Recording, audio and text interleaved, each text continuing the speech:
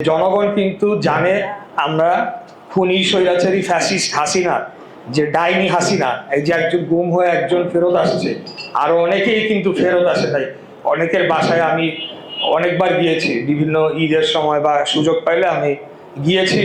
তাদের পরিবারের বৃদ্ধা মা ভাই বোনদের মুখ থেকে সেই মানে কি বলবো বেদনাদায়ক যে স্মৃতি, সেগুলা আমরা শুনেই কিন্তু শুনতে শুনতে আমরা লড়াই করতে করতে আজকের এই জায়গায় আমরা এসেছি। তবে আপনারা নিশ্চয়ই জেনে থাকবেন যে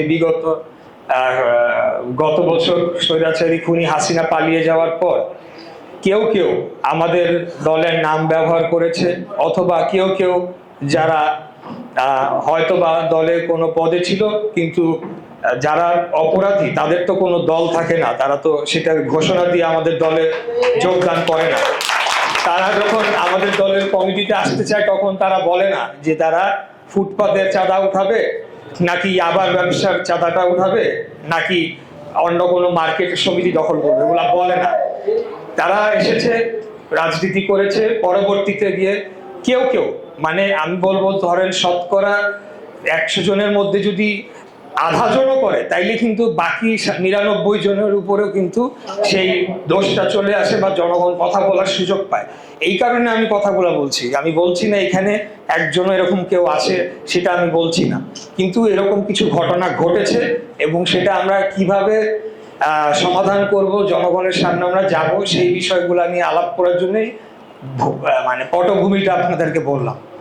এখন তারপরেও আমাদের বাংলাদেশ জাতীয়তাবাদী দল বিএনপি বর্তমানে সর্ববৃহৎ গণতান্ত্রিক রাজনৈতিক দল শুধু নয়, একটা গণতান্ত্রিক রাজনৈতিক শক্তিও বটে, যেই শক্তিকে খুনি হাসিনা এত কিছু করার পরেও পুরা জিয়া পরিবারকে নিঃশেষ করে দেওয়ার চেষ্টা করে দেওয়া হয়েছে।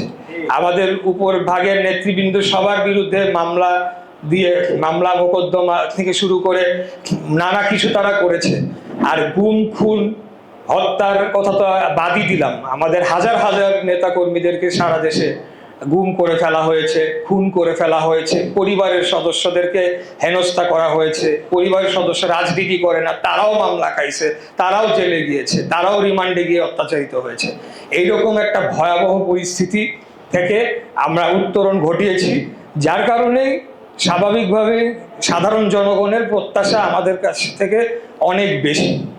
তাই আমরা সাধারণত যতটুকু ভালো মানুষ হিসেবে আমরা বসবাস করি তার চাইতেও বেশি ভালো ভালো উদাহরণ আমাদেরকে রাখতে হবে, যদি আগামী নির্বাচন শুধু অতিক্রম করা নয়, নির্বাচনী বৈতরণী পার করা শুধু নয়, তারপরের 5 বছরও কিন্তু আমাদেরকে এদেশে বাস করতে হবে জনগণের মাঝে, তাদের সমর্থন